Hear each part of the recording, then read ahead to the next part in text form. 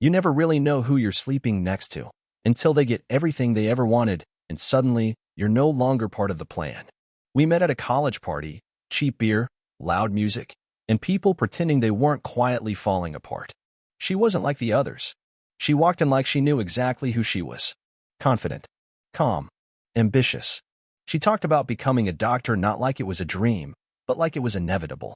I was just a guy finishing up my business degree, drinking warm beer and hoping to land a steady job. She looked like the kind of woman who changed lives. And somehow, she looked at me like I mattered.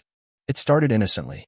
A few late-night study sessions turned into coffee dates, then real dates, then weekends at my place. She spoke in future tense. When I'm in med school, when we move to the city, I started speaking that way too. When we get married, when we have kids. It didn't feel rushed. It felt destined. A year later, we were married in a courthouse with just her sister and my best friend there. No big dress, no DJ, no cake. We told ourselves we'd have the real wedding after she graduated. After life got easier. Then came her acceptance letter. Med school. The beginning of everything. And, as I'd soon learn, the beginning of the end.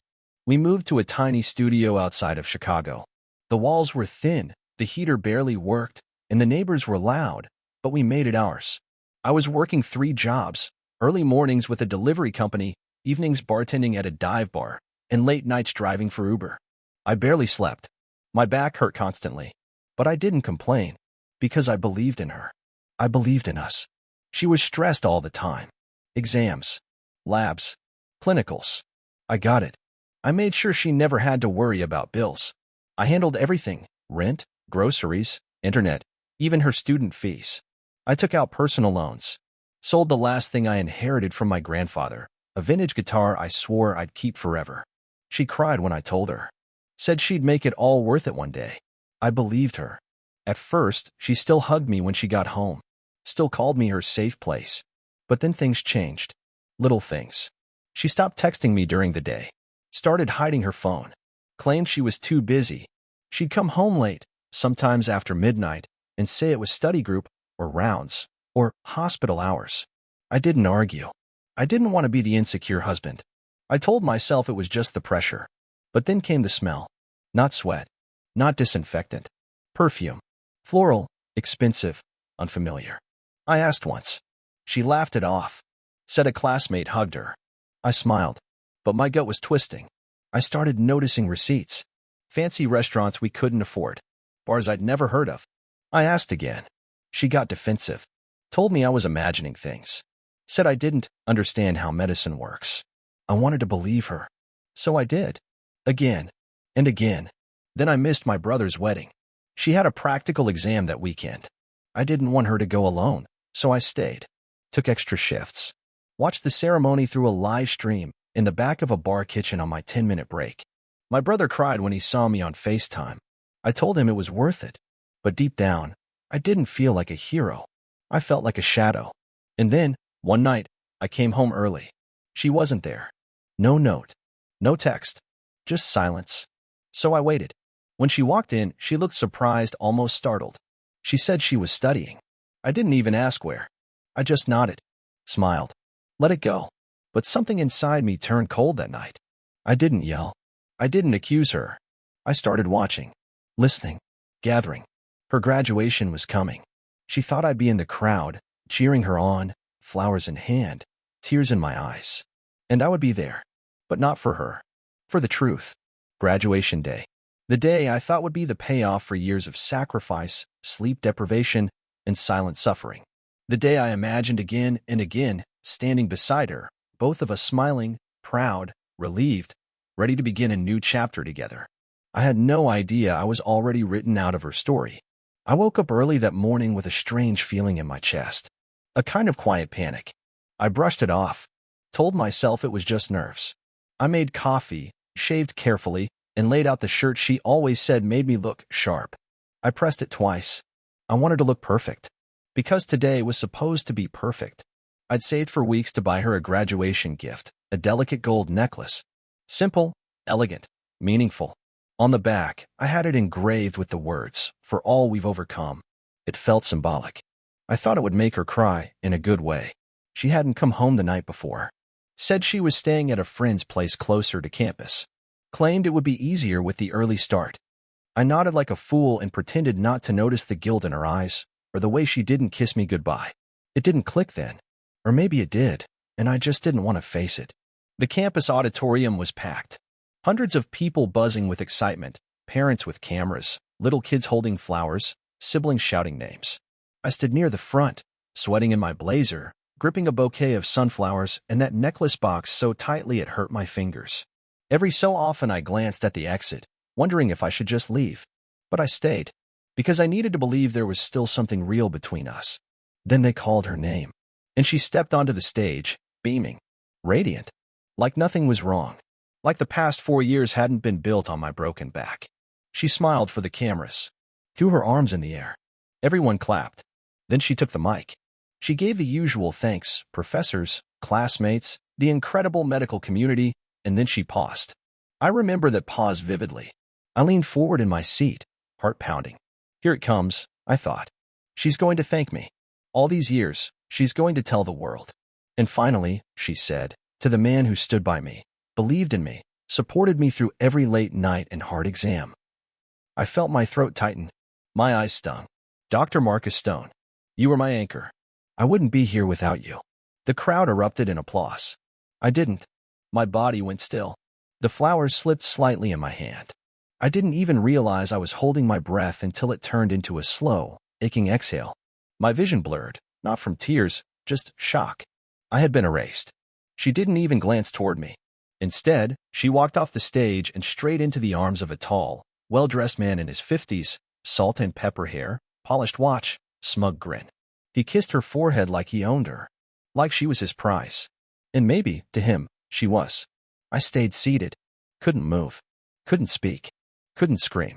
Around me, people were hugging, crying, celebrating. I sat there, flowers in hand, heart in splinters, staring at the stage that stole everything from me. Eventually, I stood up and walked out. No scene, no confrontation, just silence. I didn't go home. I drove aimlessly for hours. Wound up at the lake, parked by the water, watched the sunset vanish behind the skyline she used to call our future. The betrayal wasn't just about love. It was about value. I was nothing more than a stepping stone, a wallet with a beating heart, a placeholder. But I wasn't broken. I was awake. And if she could perform in front of an audience, so could I. I didn't scream. I didn't cry. I didn't even drive straight home after the graduation. Instead, I pulled off into an empty parking lot near the lake, the same one where we once had late-night talks about our future. That night, I didn't cry. I stared out at the still water, headlights off, hands gripping the steering wheel like I was holding the last pieces of my sanity together. The necklace I bought her, the one that read, "For all we've overcome," was still in my jacket pocket. I didn't throw it out. I didn't destroy it in a fit of rage. I just held it, like an artifact from a life that never existed. My phone buzzed. Once, twice, 3 times. A text from her sister. A voicemail from a friend congratulating you two on this huge milestone. I let them all pile up. I didn't want words. Not anymore. Words had become weapons, things she used to blind me, distract me, disarm me. No more. That night, I didn't sleep. I sat in the car, engine off, in complete silence. Just thinking, rewinding everything, every moment, every excuse she gave that I brushed off, every time she came home late, every new perfume scent she claimed was someone else's, every cold shoulder, every kiss that felt like an apology for something I wasn't supposed to know. I didn't feel betrayed. I felt used, weaponized. She didn't just leave me, she climbed over me, used my loyalty as leverage to launch herself into someone else's arms. At 4:17 a.m., I finally drove home. The apartment was quiet, dark. I didn't expect her to be there, and she wasn't. Just silence and a half-drunk glass of wine on the counter. I laid on the couch, still dressed in my graduation day suit, staring at the ceiling until sunlight poured through the blinds. Around 7:30, the door opened. She walked in like she owned the world. Hair freshly styled. No shame, no guilt, no apology. She smiled, and that cut deeper than anything else. "Sorry, I didn't catch you after the ceremony," she said, dropping her keys on the table like we were still a couple. It was such a blur. Marcus wanted to introduce me to some alumni. Marcus.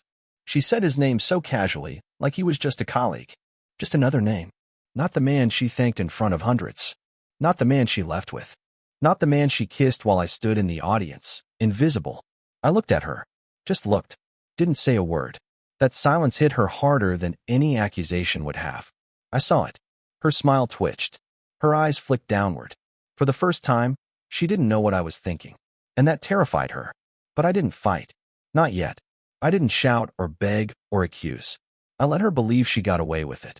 Because I needed her relaxed. Comfortable. Unaware. That's when the real work began. She left her phone charging in the kitchen. No password. She never thought she needed one around me. That was her first mistake. I copied everything: texts, photos, voicemails, emails, calendar events. All of it, backed up to an external drive I kept hidden inside an old speaker. Nothing was off limits now. Not after what she did. I opened a secret bank account, rerouted part of my paycheck into it. Slowly, quietly, I canceled the joint credit card and told her there was a fraud alert.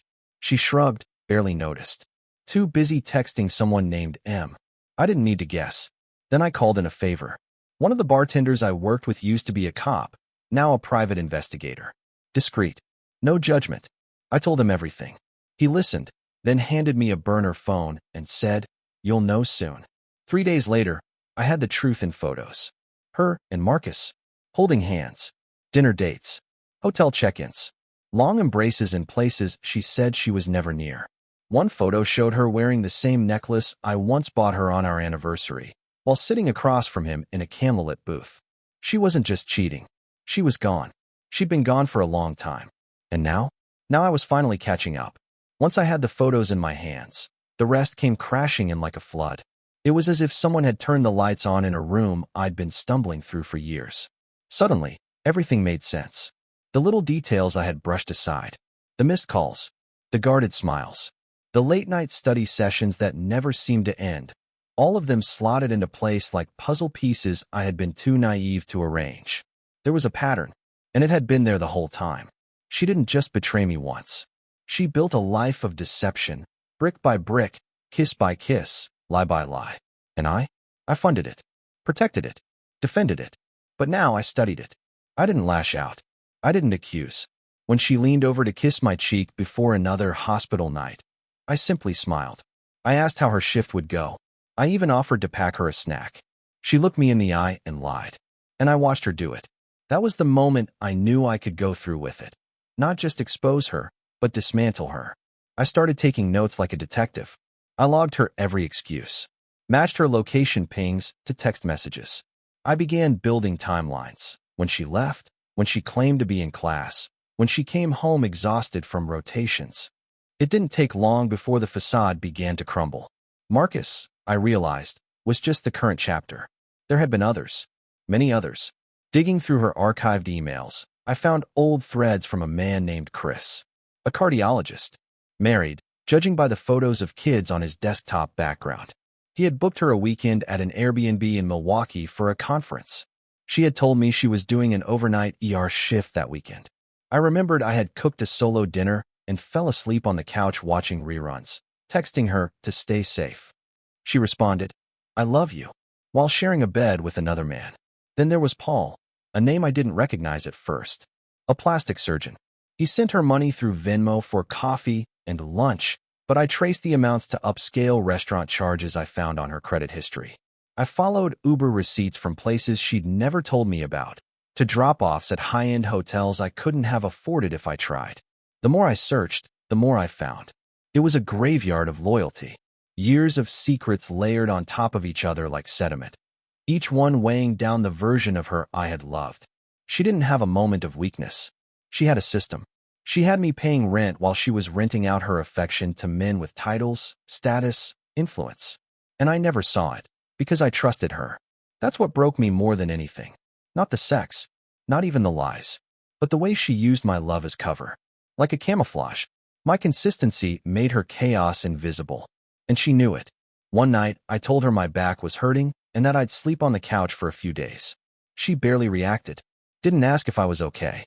Didn't offer to help. Just mumbled something and went to bed. That silence. That told me everything I needed to know. She wasn't even pretending anymore. So I stopped pretending too. Outwardly, I was the same. Supportive. Quiet. thoughtful. Inwardly, I was building a case. I created folders on encrypted cloud storage. One for financials, every tuition bill I paid, every loan document signed in my name, every purchase she claimed was for school. Another for photos, her with Marcus, her text logs, timestamps, GPS data, screenshots of chats where she lied. To me, to others, even to her own family. A digital dossier of destruction. I called it the war chest. And every night, while she texted goodnight to someone else from our bed, I added to it. I even complimented her one evening, told her she looked beautiful in a new dress. She smiled like the woman I married. But now I knew better. That smile wasn't for me. It was her armor. She had no idea that smile would soon disappear. Because while she was planning her next excuse, I was planning my finale. By the 5th week of surveillance, my digital archive looked like something out of a crime drama. I wasn't just storing evidence, I was curating it, annotating timestamps, linking screenshots with receipts, mapping out her movements like a chess player preparing a final checkmate. I no longer acted like a betrayed husband. I moved like a prosecutor. And every new file? It confirmed the same thing. She wasn't sorry. She wasn't stopping. In fact, she was getting sloppier, texting him while sitting next to me, scheduling shifts that overlapped with weekend getaways. One time, she called me by his name in her sleep, whispered it, soft and smug, like she was safe. She wasn't. I renamed my master folder. It was no longer war chest. It became final hour. Because that's what I was building toward, her final hour of pretending. I wanted precision, not chaos. So I created subfolders. One for messages, one for photos, one for banking history. I logged everything, even the mundane details. Her grocery runs that never happened. The fake conferences. The Uber rides to addresses I memorized.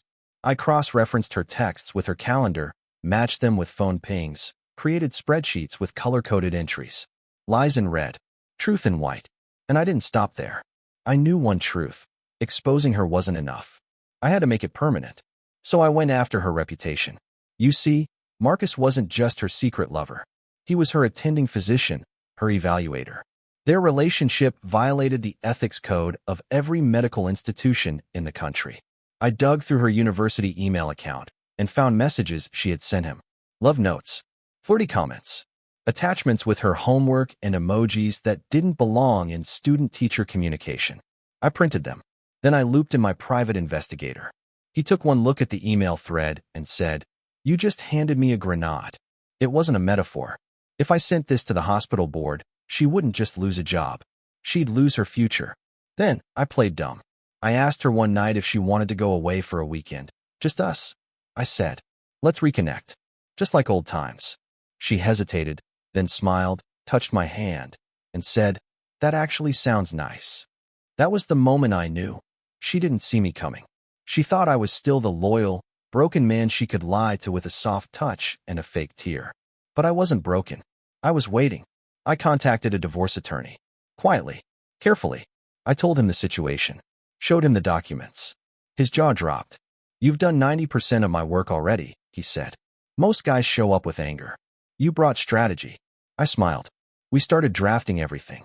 A divorce plan with financial compensation. Legal pressure. I made sure it protected me and reminded her of everything she owed. Then, I began preparing my second set of folders. This wasn't for justice. This was for impact. One copy was for her parents. They always said I was the best thing that happened to her. I wanted them to see who she really was. Another was for her hospital's HR board. Anonymous tip, no emotion, just facts. A third was for social media, just in case she tried to spin the story. And the fourth? Printed, bound. A thick manila envelope with her name on the cover. Her legacy, page by page. A record of betrayal, funded and documented by the man she underestimated. And then came the final step. The confrontation. But this wouldn't be private. No quiet coffee table talk. No hallway argument. No, this was going to be a reckoning, and it would be public. I didn't want it to happen in private. That would have been too gentle, too controlled. She deserved more than a quiet conversation in the kitchen, more than whispered arguments in the hallway. She deserved exposure, the same kind she gave me when she stood on stage and publicly thanked another man for the future I built. So I gave her what she earned, a reckoning. She made her betrayal public. I'd make sure her truth arrived the same way. The setting had to be perfect. No shouting, no chaos, just quiet impact. I waited for the right moment. Her parents were coming to town. Her sister too. They planned a small celebration. Just family, for her new job offer at the hospital. She invited me out of habit, like nothing had happened. "We'll all be at Marlowe's on Saturday. Come celebrate," she said, all cheerful. It would mean a lot. I smiled. I wouldn't miss it. That week, I didn't sleep much. I reviewed the files again and again. Checked formatting. Highlighted key pages. Double-checked timestamps. Made 3 identical folders. Each contained the same contents. The curated, undeniable truth. One for her. One for her family. And one, just in case, for the hospital board. Saturday came. I arrived early at the restaurant, dressed sharply, as if this were a business meeting, because in many ways, it was. I handed one of the black folders to the manager, slid a $200 tip across the table, and gave him clear instructions. He gave me a tight grin and said, "Whatever this is, it's going to be good." 15 minutes later, they arrived, laughing, radiant, unsuspecting. She wore white again. Of course she did. Symbolic. Maybe she thought she still looked innocent. Her mother hugged me warmly. Her father clapped my back. Her sister beamed.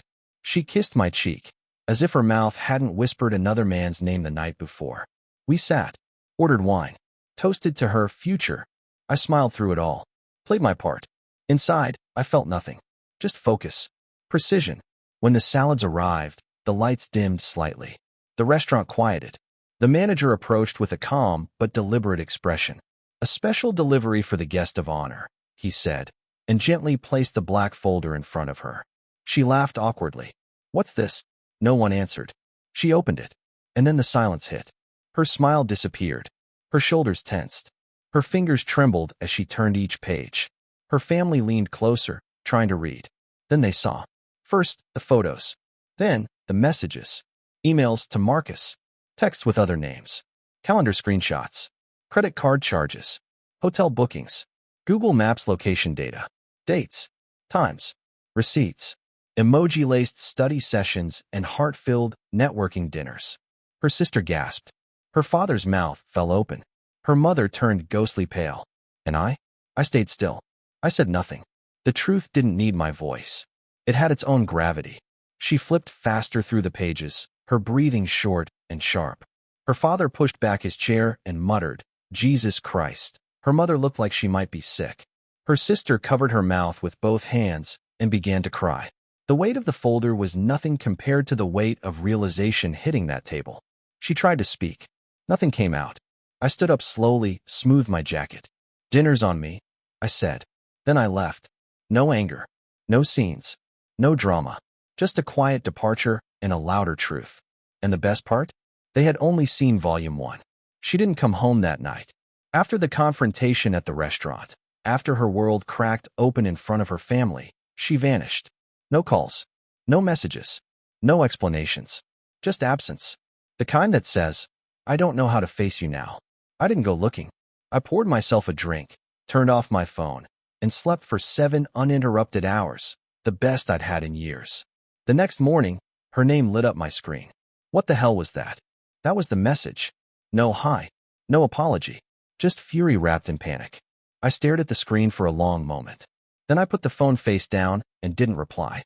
Because everything that needed to be said had already been delivered. In full color, in print, in front of the only people who still believed she was decent. Her words couldn't undo that. Nothing could. That week, I met with my lawyer again. This time I was calm, focused, methodical. The way someone is when the fire's already burned and only structure remains. We finalized the divorce filing. The documentation was airtight. Everything with my name on it. Tuition bills, apartment leases, student loan paperwork. It all told the story. I wasn't just her husband. I was her financial backbone. And she'd used that foundation to build a second life with someone else. We filed the papers on a Thursday morning. That same afternoon, my private investigator submitted an anonymous ethics complaint to the state's medical licensing board, along with the emails, photos, and inappropriate messages she'd exchanged with Marcus, all sent from her student account. No commentary was needed. The attachments were a full confession. We also blind copied the human resources department at the hospital that had offered her a job. 10 days later, She received the call. They were reevaluating her candidacy due to unresolved professional concerns. She pressed for clarification. They offered none. I had the news before she did. My lawyer sent me a text with a single word. Done. That evening, she finally came home. Not loud. Not arrogant. Not pretending. Just quiet. She stood in the doorway like a stranger in her own life. Hair undone. Eyes hollow. A woman who'd seen a future slip through her fingers and wasn't sure what was real anymore. She didn't speak at first. Just sat down on the edge of the bed and stared at her hands for minutes. Finally, in a voice that sounded nothing like the woman I married, she said, I don't understand. For a second, I almost believed she meant it. But then I remembered every lie. Every night alone. Every whispered name that wasn't mine. So I said nothing. I walked to the table, picked up the sealed envelope containing her copy of the divorce petition, and placed it beside her. She didn't move. I turned and left the room. That night, I slept with the window open. Cool air. No dreams. No regrets. The fallout came fast. Her parents stopped calling. Her sister blocked her on social media. Her close friends, the ones who always looked at me with skepticism, vanished. Marcus was relocated quietly, as hospitals do. They wanted no stain on their brand. He lost a promotion. She lost everything. She wasn't just ashamed. She was untouchable. Radioactive. But I didn't celebrate. I didn't post about it. I didn't toast my own revenge. Because this wasn't about revenge anymore. It was about reclamation. It was about taking back control of a life she stole from under me and handing her the bill. Justice, when served cold, doesn't taste sweet.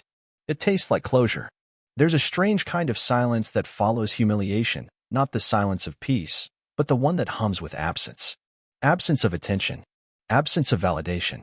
Absence of anyone pretending they still believe you. For her, that silence arrived 2 weeks after the restaurant. Her phone barely rang. The only notifications were from delivery apps or automated emails.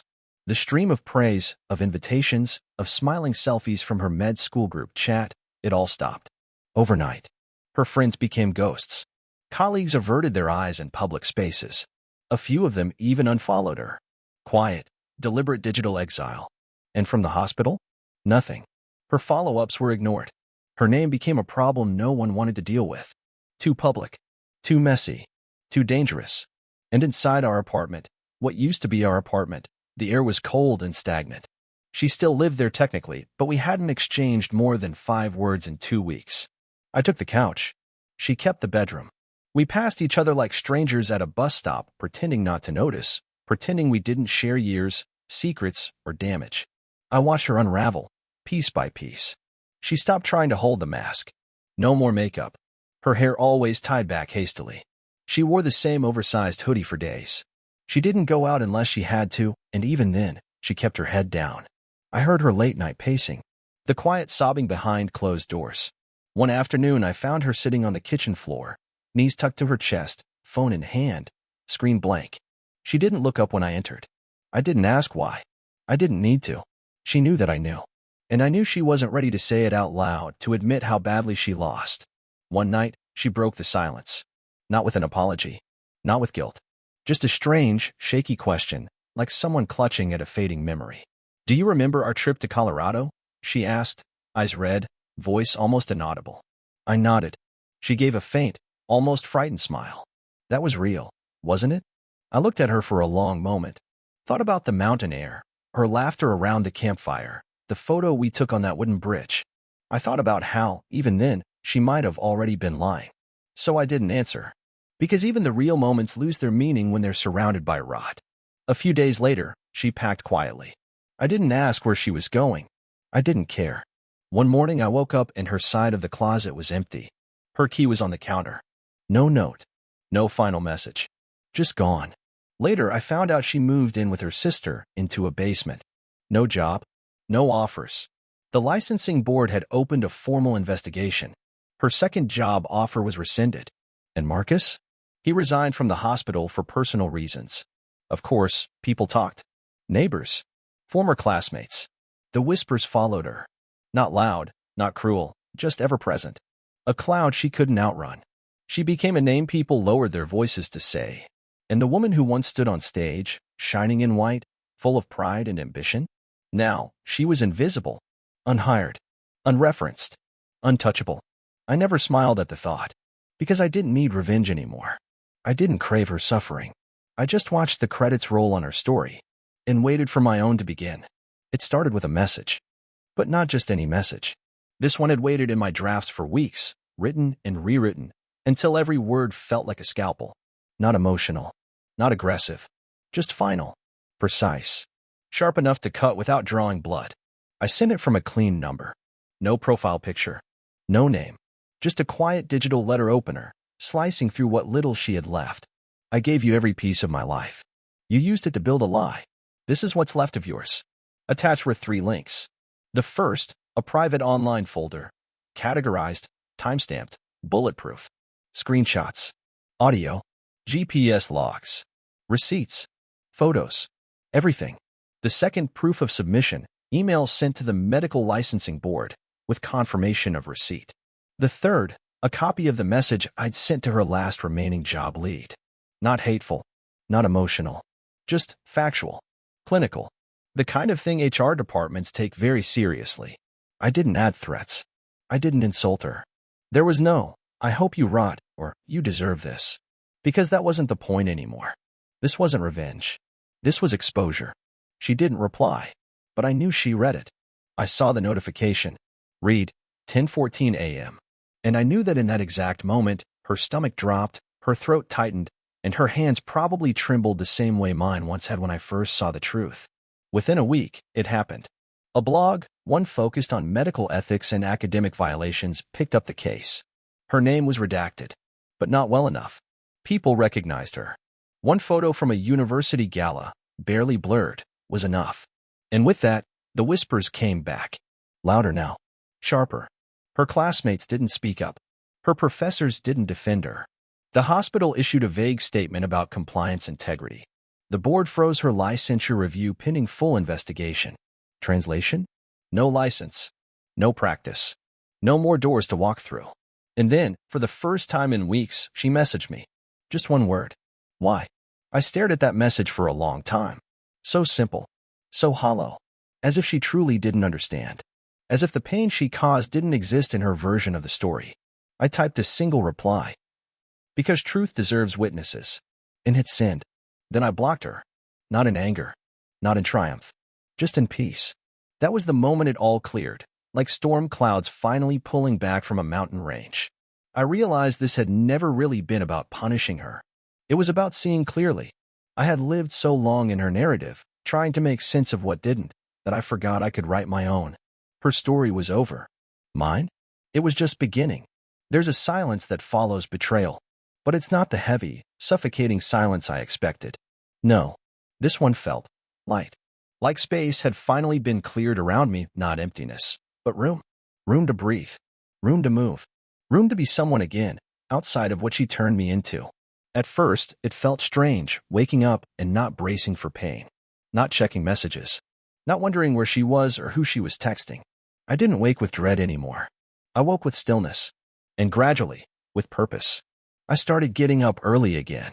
Not because I had to, but because I wanted the mornings back. I'd cook myself real breakfasts, eggs, toast, coffee in silence.